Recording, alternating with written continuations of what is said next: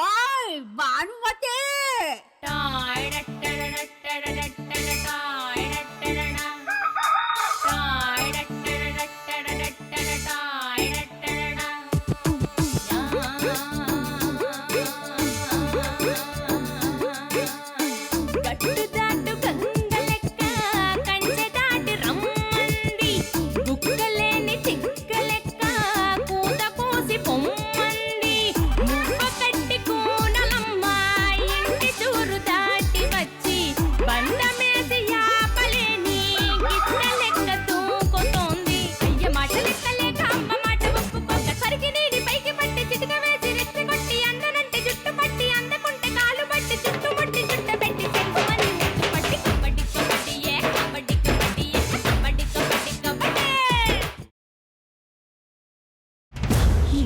దొంగేడుపు ఎవరి కోసం వాసుదేవరా?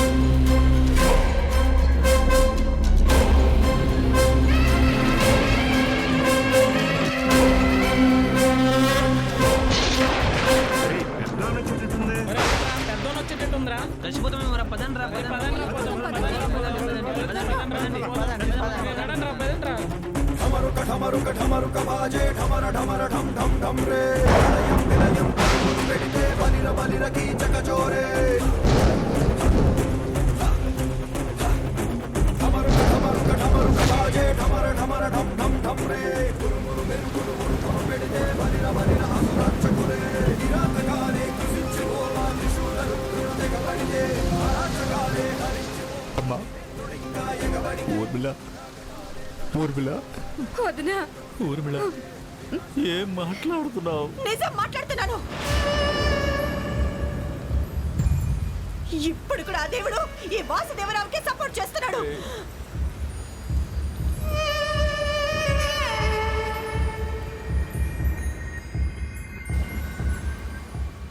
చెలుబా, నేను చెప్పేది ఆ కళ్ళల్లో ఉన్నవి కన్నీళ్లు కావు, ఆనంద బాష్పాలు. నీ నటన రక్తి కట్టించడానికి ఆ దేవుడు నీ కన్నీళ్ళకి తొడుగు వర్షాన్ని పంపించాడు.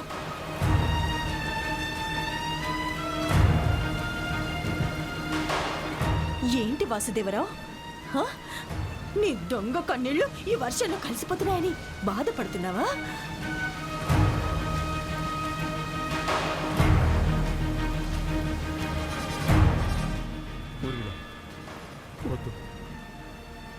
నువ్వు వాడిని అలా నిందించు.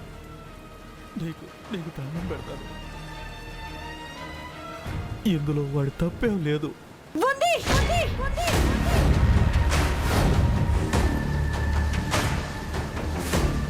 ఉంది. నా బిడ్డను అక్కసితో చెప్పింది తనే.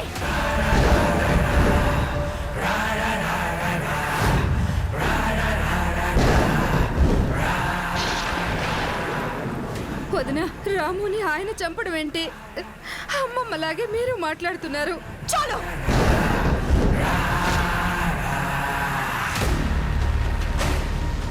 చాలు. మీ ఇద్దరి నట విశ్వరూపం చూపించింది చాలు. వదిన, అయ్యో, నువ్వు నాలాగే ఒక తల్లివి కదా, కడుపు కొద్దంటే తెలుసు కదా నీకు.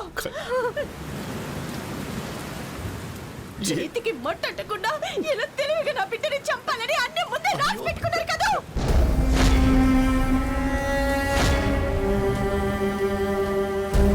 ఊర్మిళ, అలా మాట్లాడుకో. మీరు ఇంకో మాట మాట్లాడితే నేను చచ్చిన తొట్టి.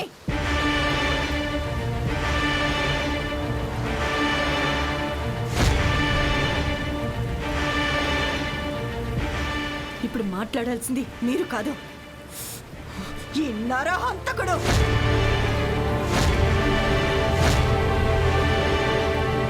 ఆయన కడుపు నొప్పితో మెలుగులు తిరుగుతున్న వాడిని కబడ్డీ కోర్టుకి తీసుకొచ్చి ఆడించాడు.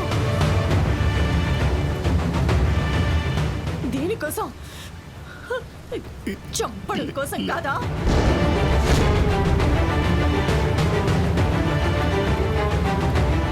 ఏమండి, అది అబద్ధం, అబద్ధం అని చెప్పండి. అవునా? ఏం చెప్తాడు? ఇంటికి తీసుకెళ్తున్నానని చెప్పి ఇక్కడికి తీసుకొచ్చానని చెప్తాడా?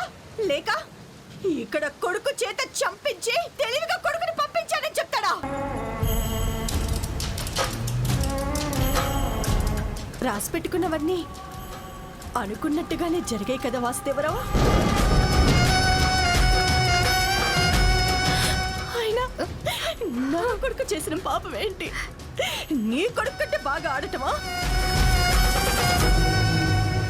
ఆ అక్కసు బయట పడకుండా వారసుడు వారసుడు అని చెప్పి తెల్లవారుజామున లేపి తీసుకెళ్లేవాడివి.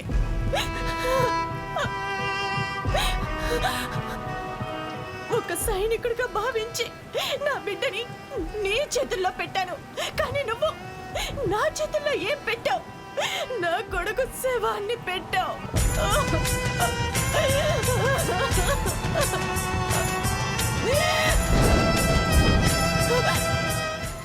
మావయ్య మావయ్య మావయ్య అంటూ ఎంత ఆప్యాయంగా పిలిచేవాడు. కానీ నువ్వు కడుపు నొప్పితో కదలలేని వాణ్ణి బలవంతంగా తీసుకొచ్చి చంపించేశావు. నీ కొడుకు గెలవడం కోసం నా కొడుకు కూతనే ఆపేశావు. వాడి ఊపిరి తీసేశావు. నువ్వు కావాలని చంపావు. ఊర్మిళ, అలా మాట్లాడుకో. వాడు నా ప్రాణం. వాడు అలా మౌనంగా ఉన్నాడని చెప్పి నువ్వు అలా మాట్లాడకు. రే వాసు, ఇందులో నీ తప్పేం లేదురా, నాకు తెలుసురా. మాట్లాడరా. మిమ్మల్ని మాట్లాడదని చెప్పానా?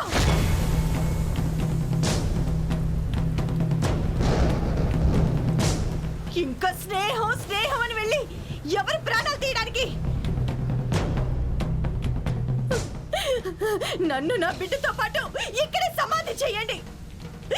నా బిడ్డని చంపిన ఈ కబడ్డీ కోర్టులోనే నేను బ్రతుకుండగానే ఇక్కడ పూడ్చిపెట్టండి. ఊర్మిళ, పొరిట్లో బిడ్డ పుట్టగానే ముఖం కూడా చూడకుండా స్నేహితుడికి పాము కరిచిందని పరిగెత్తుకుంటూ వెళ్ళారు. కానీ ఆ పాము కంటే ప్రమాదమైన వాడు ఈ వాసుదేవరావు.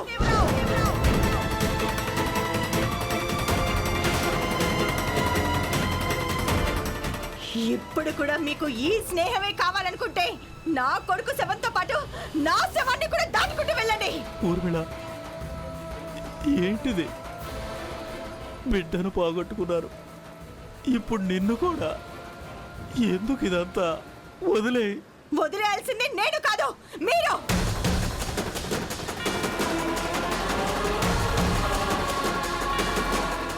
ఈ బిడ్డ సాక్షిగా మీ స్నేహితుడిని వదిలేస్తానని మాటివ్వండి.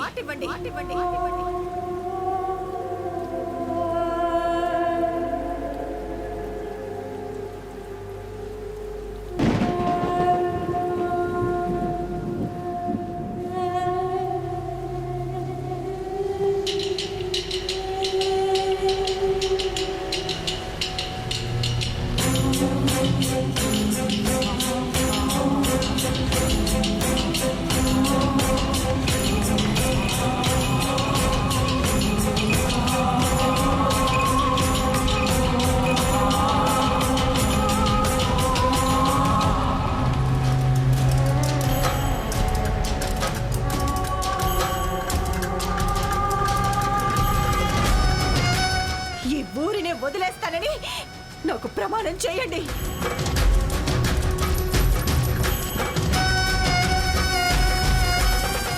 ఇంకెప్పుడు ఈ వాసుదేవరావు మోహన్ చూడను, ఆ పేరు కూడా పలకనని నాకు మాటివ్వండి.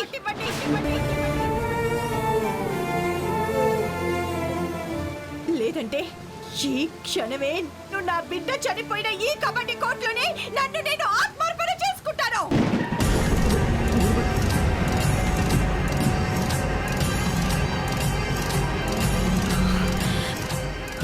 ఇప్పుడు మీకు నేను కావాలా లేక ఈ స్నేహితుడు కావాలా? ఆలోచించుకోండి.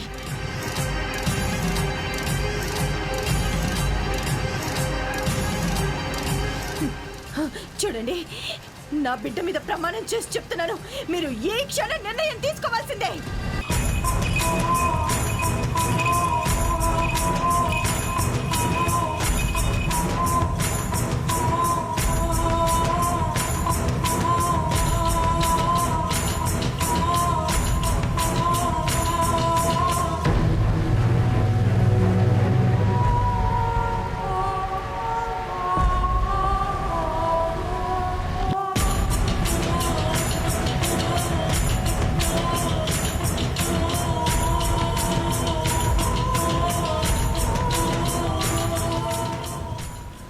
వదిలేసుకుంటాను ఊర్మిళ.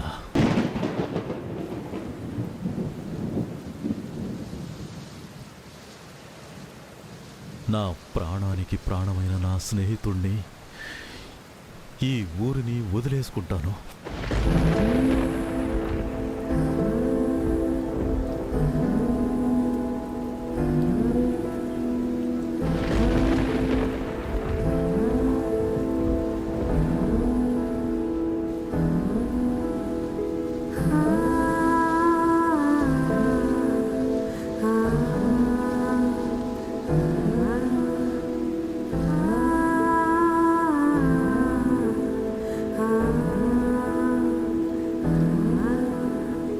ఒరే వాసు,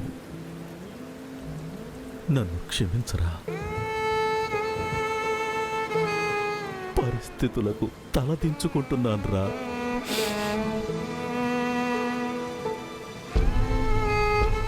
నా కుటుంబాన్ని వదులుకోలేక నిన్ను వదులుకుంటున్నానురా.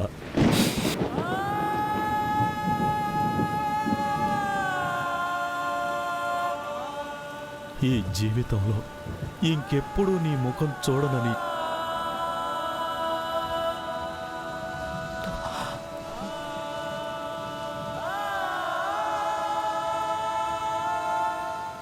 నా భార్యకు మాటిస్తున్నాను.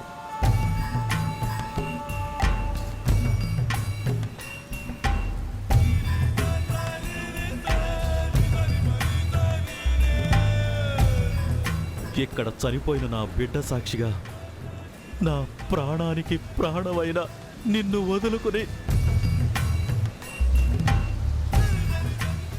నిస్సహాయ స్థితిలో వెళ్ళిపోతున్నాను. నన్ను క్షమించరా.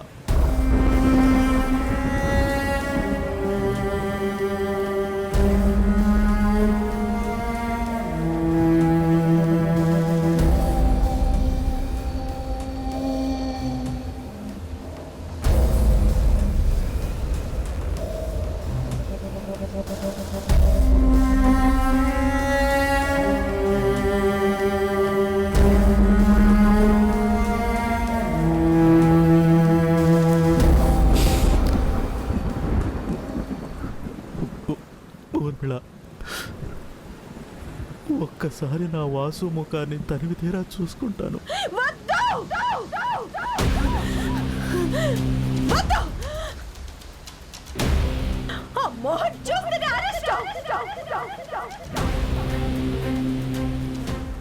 ముందు మన బిడ్డ తీసుకుని పదండి.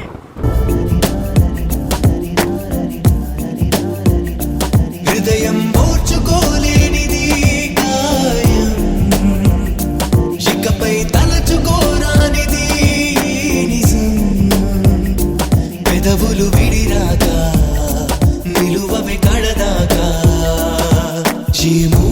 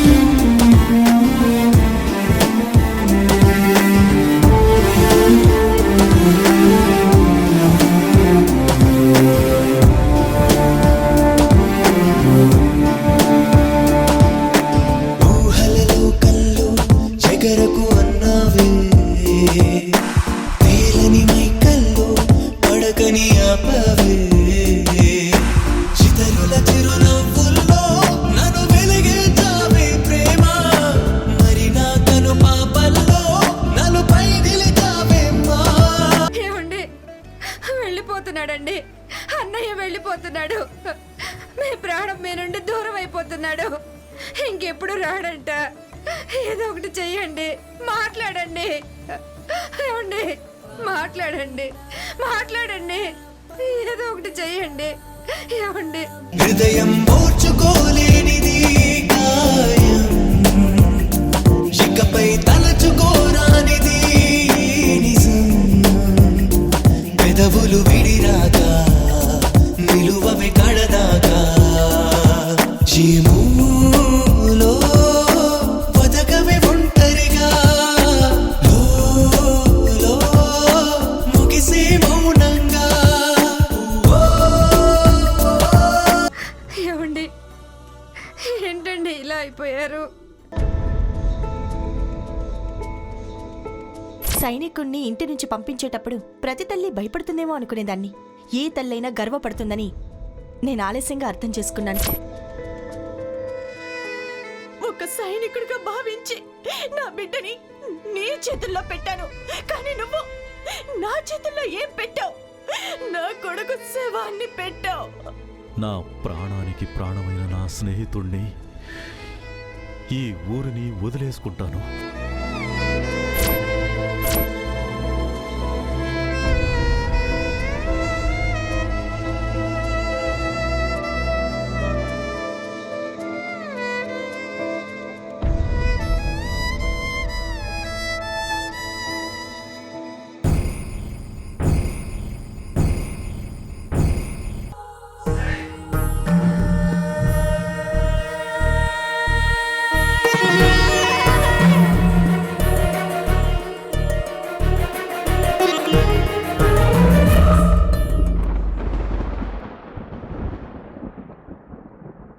మీనాక్షి,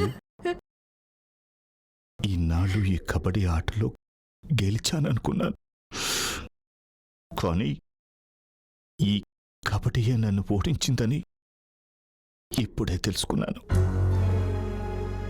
ఏమండి, ఈ కబడ్డీ కోర్టు వల్లే కదా 25 ఏళ్ల నా స్నేహం దూరం అయిపోయింది.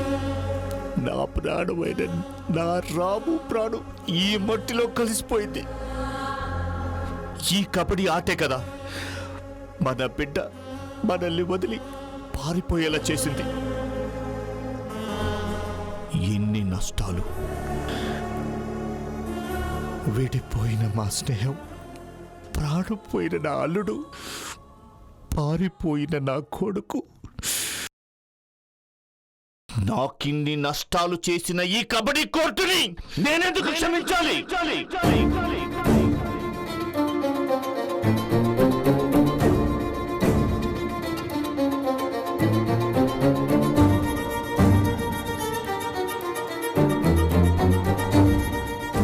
ఈ రోజు నుంచి నా గొంతులో కబడ్డీ అనే కూత రాదు. ఇది నా దృష్టిలో మృత్యు క్రీడ.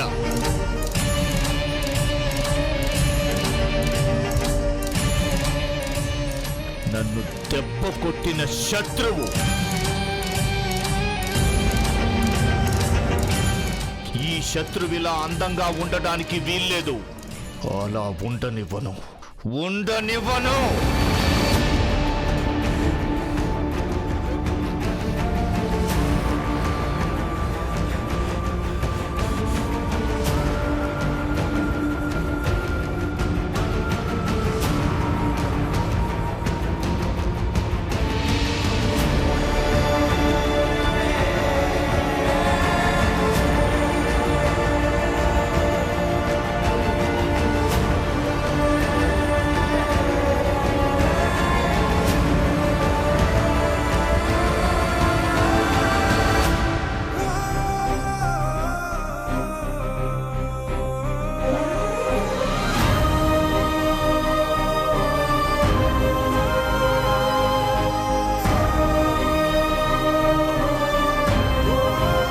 ట్రోఫీలు, మెడల్స్.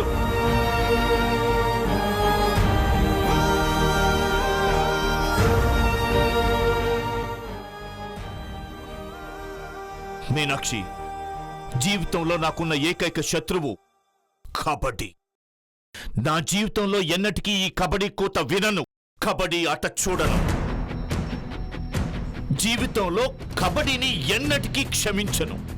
నా కంఠంలో ప్రాణం ఉండగా ఇక మీదట నా ఇంట్లో నా ఒంట్లో కబడ్డీ కూత వినపడదు. నా వాళ్ళనెవర్ని ఈ కబడ్డీ కోర్టులో అడుగు పెట్టనివ్వను.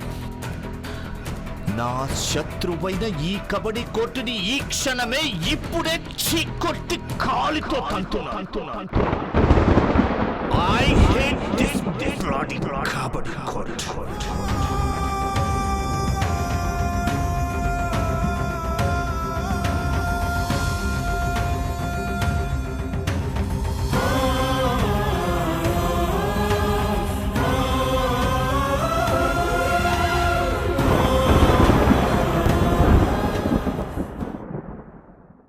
ఇంట్లో అందరూ ఉన్నారు. తనెక్కడా? ఎవరండి? భానుమతి ఎక్కడా? సుదతి సుమలోచని సుమనోహర హాసిని రమణి అడుగుతోంది మిమ్మల్ని. భానుమతి ఎక్కడా? కరుణా గుణభా